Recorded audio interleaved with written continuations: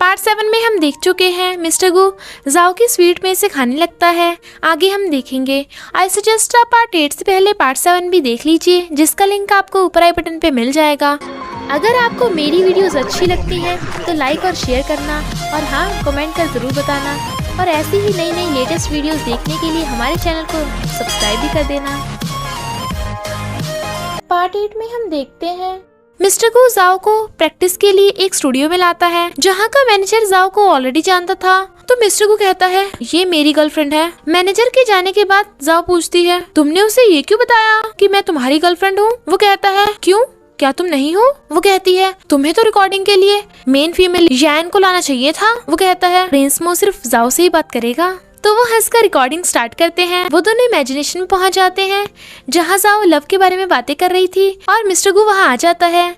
जैसे ही कैंडल बुझने वाली थी, दोनों एक साथ हाथ रख लेते हैं। जब यान को पता चलता है कि जाओ प्रिंस मो के साथ रिकॉर्डिंग करके मिस्टर गू के साथ ऑफिस आई, तो वो गुस्से में थी। लॉली कहती है मिस्टर गू ही प्रिंस मो है जो मेन मेल लीड है, क्यों ना तुम मेन फीमेल को डब करो ताकि रोमांटिक सीन साथ में कर सको। जाओ तो वैसे भी सेकंड फीमेल लीड को डब करेगी। इधर जिनिया मिस्टर वैंग को मिस्टर जी से मिलने से पहले अपॉइंटमेंट करने को कहती है। जब वो उसका जेंडर पूछती है तो मिस्टर वैंग कहता है क्या इसमें भी शक है? तो जिनिया उसे भगा देती और खुश होती है। इनफैक्ट मिस्टर जी की असिस्टेंट फैशन डिजाइनर बनना चाहती थी, तो जिनिया उसे कार्ड देकर कहती है इस पे कॉल करना, तुम्हें मेंटर मिल जाएगा, वहाँ सैलरी भी ज्यादा मिलेगी, पर मुझे अपनी असिस्टेंट की पोस्ट दे दो और मिस्टर जी की पसंद के बारे में भी बताना होगा, बदले में आधी सैलरी तुम्हारी। मिस्टर जी उससे कॉफी मंगवाता है, तो वो उसी की पसंद की ब्रिटिश कॉफी लाकर देती है और वो हैरान, क्योंकि जिनिया को कैसे पता कि उसे ब्रिटिश कॉफी पसंद है। उन्हें मेन फीमेल की डबिंग के लिए वॉइस आर्टिस्ट नहीं मिलती, तो लॉली यैन का नाम रिकमेंड करती है। तो मिस्टर गू के कहने पर यैन ऑडिशन देती है। उसकी डबिंग सबको बहुत पसंद आती है। लॉली और उसकी फ्रेंड्स बातें बनाती हैं।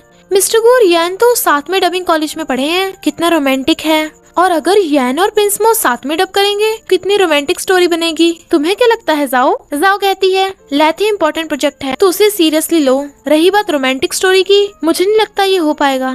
जाओ जिनिया को मिस्टर जी के साथ देख लेती है, तो मिस्टर गू कहता है जिनिया से कहो कि वो उस प्ले बॉय से दूर रहे। जब जाओ को पता चलता है कि जिनिया मिस्टर जी की असिस्टेंट है, तो वो खुश होती है। इधर मिस्टर जी मिस्टर गू से कहता है क्या करूं, मैं इतना सुंदर हूं, तो इसमें मेरा क्या कसूर कि जिनिया मेरे पीछे पड़ी है? तो क्या मैं मर जाऊं? मेरी कोई फीलिंग नहीं है? अब देखना मैं क्या करता हूँ। खबरदार जाओ को कुछ भी बताया। काफी रात होने पर भी जाओ प्रैक्टिस कर रही थी, तो मिस्टर गू से रेस्ट करने को कहता है। इनफैक्ट जाओ यैन की डबिंग सुन खुद को इंफीरियर फील कर रही थी। वो कहता है उसने कॉलेज में डबिंग सीखी पर तुमने नहीं, तुम दोनों में कंपैरिजन नहीं हो सकता, कहीं तुम जेलस तो नहीं? वो मना करती है। उसे सैड देख मिस्टर गू उसे फिशेस दिखाकर कहता है देखो ये कितनी बड़ी हो गई, क्योंकि बढ़ने में टाइम लगता है, वैसे ही डबिंग में टाइम लगता है। तुम इस छोटी फिश की तरह हो जो सबसे यूनिक है, तुम्हारा किसी से कंपेयर नहीं हो सकता। उसे खुश देख वो उसे किस करता है। वो कहती है तुमने मेरा फायदा उठाया। वो कहता है तुम भी ले लो। वो किस करके भागती है, तो वो उसे पकड़ कर किस करने ही वाला था, तभी आवाज आती है। इनफैक्ट मिस्टर जी वहाँ से मूव हो रहा था। जाओ जिनिया को बताने भागती है, पर वो उसे किस करने लगता है। मिस्टर गू यैन को मेल फीमेल लीड के लिए सिलेक्ट कर लेता है। नेक्स्ट सीन में जाओ और यैन डबिंग कर रही थी, पर यैन डबिंग करते हुए ही जाओ को टारगेट कर रही थी और ऊपर से जाओ को ही नर्वस होने के लिए डांटती है। मिस्टर गू यैन को रेस्ट करने को कहकर खुद जाओ को पर्सनली ट्रेन करने लगता है, तो वो चिढ़ जाती है। फिर वो मिस टैंग को रिश्वत देकर कहती है सेकंड फीमेल लीड के लिए तुम ही बेस्ट हो, जाओ इस रोल के लिए सही नहीं है, तो इसलिए हमें तुम्हारी हेल्प चाहिए। मिस टैंग हाँ करती है। इधर मिस्टर गू जाओ को वॉइस एक्टिंग के बारे में बताते ही उसके करीब हो गया था, तो वो उसे दूर करके सीरियसली काम करने को कहती है। वो उसे स्क्रिप्ट पढ़ने को कहकर काम करने लगा था और फिर उसे सोता देख उसे प्यार से गोद में उठाकर बेड पर सुला देता है। जब जाओ उठ के देखती है वो मिस्टर गू के रूम में है, तो वो चुपके उठकर बाहर आती है। शावर की आवाज सुन वो मिस्टर गू को नहाते हुए इमेजिन कर रही थी और ख्यालों से बाहर आकर जल्दी से बेड पे जाके सोने का नाटक करती है, पर उसके मॉम का कॉल आ जाता है। हॉट मिस्टर गू को देखकर वो ब्लश कर रही थी और नर्वस होकर भाग जाती है।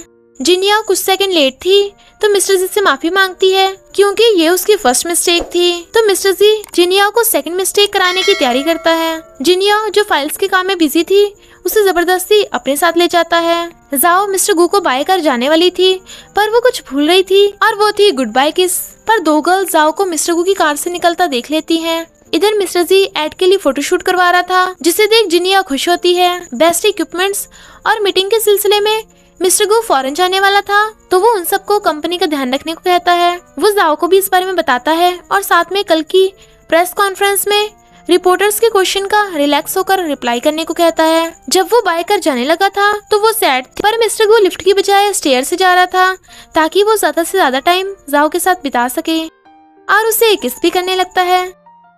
फ्रेंड्स, अगर आप मुझसे सोशल मीडिया पे कनेक्ट होना चाहते हैं तो आप मुझे इंस्टाग्राम पे फॉलो कर लेना।